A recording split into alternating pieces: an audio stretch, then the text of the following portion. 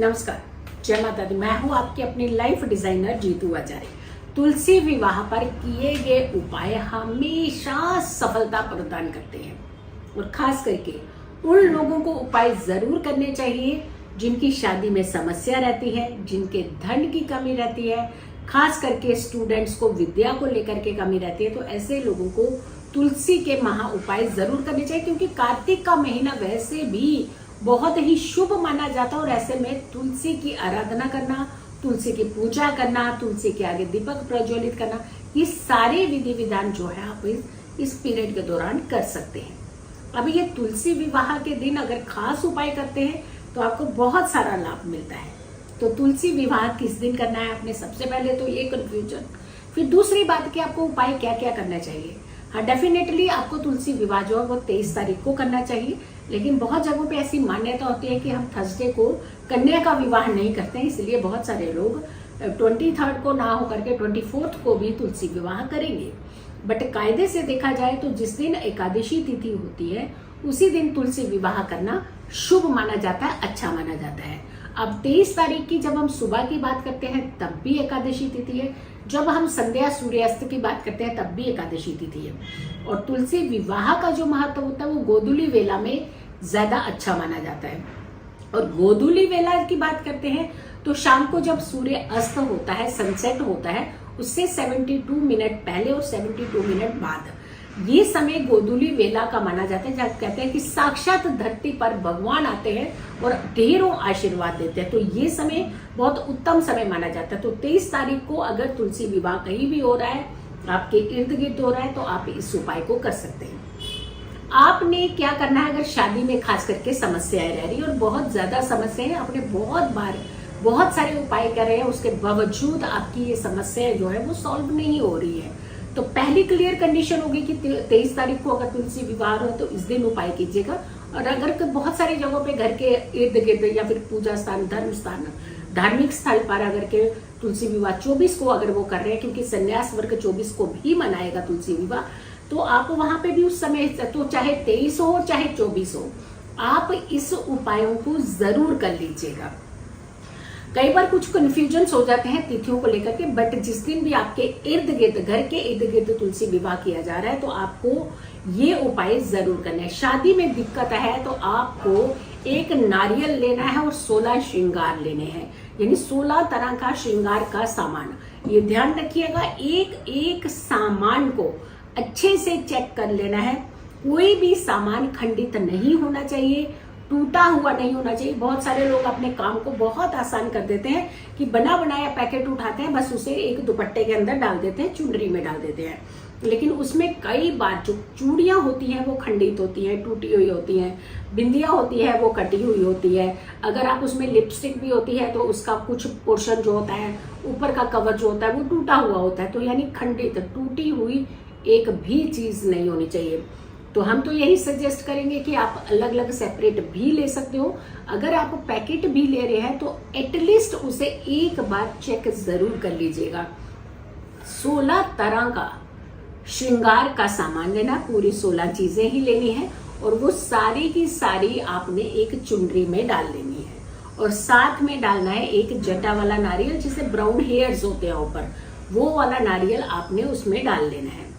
इसके साथ आपने ध्यान रखना है, बहुत अच्छे से ध्यान रखिए, क्योंकि बहुत सारे लोग जो होते हैं इन चीजों को भूलते हैं। 5 सुपारियां आपने इसमें डालनी है, कुछ सिक्के जरूर डालने हैं और साथ में मिष्ठान में, मिठाई में कोई भी चीज डाल सकते हैं।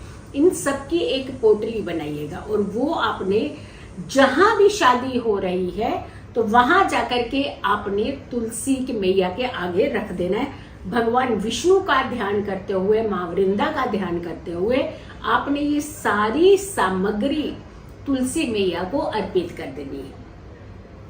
और आपने ये बात करनी है, उनसे बोलना है, अपने मन की बात बोलनी है कि जैसे मैंने 16 श्रृंगार आपको दिए हैं, तो आने वाले तुलसी विवाह से पहले ये मुझे सौभाग्य जरूर दीजिएगा कि मैं 16 श्रृंगार कर सकूं, यानी मैं शादी के बंधन में बंध सकूं, शादी हो सके और बहुत इजीली, आसानी से मेरी शादी हो जाए और बहुत अच्छे घर में मेरी शादी हो जाए।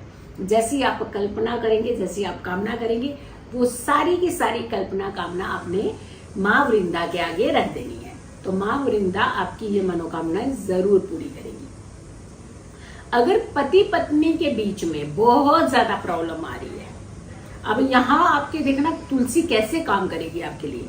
पति पत्नी के बीच में अगर बहुत ज्यादा दिक्कत आ रही है तो आपने तुलसी विवाह के दिन, जो आपके घर में पुरानी सूखी हुई तुलसी है अगर, या फिर आपने उसकी कलम रखी हुई है, या फिर आपने छोटी सी टहनी कहीं रखी हुई है तुलसी की, फ्रेश तुलसी को नहीं तोड़ना है। ध्यान रखिएगा, अगर पुरानी तुलसी की कलम आपके घर में पड़ी है या फिर आपके ने रखी हुई है, वो स्टिक है, तो उसका उपाय कर सकते हैं। अदरवाइज आप जो पत्ते गिरे होंगे नीचे जमीन पर, जो पत्ते उनके खुद के अपने आप अलग हो रखे होंगे वृक्ष से, वो पत्ता ले लेना है और उसे एक यंत्र में डाल करके, एक ऐसा तावीज लीजिए, एक ऐसा लॉकेट लीजिए, उसमें डाल करके आपने और पति और पत्नी ने दोनों ने गले में लॉकेट डाल लेना है।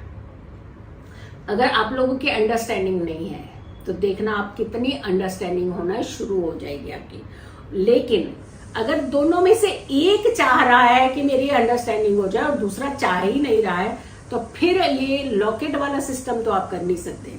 फिर आप एक काम कीजिएगा, पति और पत्नी की तस्वीर लेनी है और ये तुलसी का पत्ता बीच में रख करके उन दोनों की तस्वीर को जोड़ देना है और लाल धागे से चारों तरफ इस तरीके से करना है, कवर करना है कि वो तुलसी का पत्ता नीचे नहीं गिरना चाहिए, यानी बाहर ना निकल जाए। और इसे आप अपनी अलमीरा में रख दीजिए। माँ तुलसी का ध्यान करिएगा, वृंदा का ध्यान कीजिएगा और साथ के साथ श्री हरि का ध्यान कीजिएगा, क्योंकि श्री हरि माँ वृंदा का पहला जो आवाज है, ध्वनि है, वो सबसे पहले श्री हरि उठते ही उनकी सुनना चाहते हैं और सबसे पहले उन्हीं को ही देखना चाहते हैं। इसीलिए जब श्री हरि जागते हैं तभी तुलसी विवाह किया जाता है।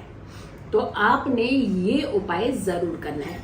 अगर आपके बच्चे पढ़ते नहीं हैं, भाई सबसे ज्यादा दिक्कत होती है कि किताब लेकर के, स्टिक लेकर के पीछे पीछे मम्मियां चलती रहती है कि पढ़ लो, थोड़ा सा पढ़ लो, तो यहाँ बच्चे बहुत इरिटेट कर देते हैं। तो अगर ऐसी कोई सिचुएशन आपके घर में हो रही है तो इस समय आपने जो गिरे हुए पत्ते होते हैं वो पत्ते उठा लीजिए, उसे एक पानी में डिप कर दीजिए। आज नहीं पिलाना है, लेकिन तुलसी वाले दिन, जिस दिन ये तुलसी विवाह होगा उस दिन नहीं पिलाना है, लेकिन वो पत्ते आपने उठा लेने हैं और उसे पानी में डिप कर देने हैं। वो पानी लगातार 5 दिन अपने बच्चों को जरूर पिलाइएगा और उसे बहुत अच्छे से संभाल करके रखिए ताकि पानी खराब ना हो। और वो पत्तों वाला पानी जो है वो आपने 5 दिन लगातार अपने बच्चों को पिलाना है। बच्चे बहुत जल्दी फोकस करना अपनी पढ़ाई पर शुरू कर देंगे। तो कितनी सारी समस्याएं आप इस तुलसी विवाह पर अपनी पूर्ण कर सकते हैं। सो वीडियो को ज्यादा से ज्यादा लोगों तक जरूर पहुंचाइएगा। खुश रहे, स्वस्थ रहे, पॉजिटिव रहे। पॉजिटिव रहते हैं तो हर समस्या से हम दूर रहते हैं। जल्दी हाजिर होंगे एक अच्छी वीडियो के साथ। तब तक के लिए नमस्कार, जय माता दी।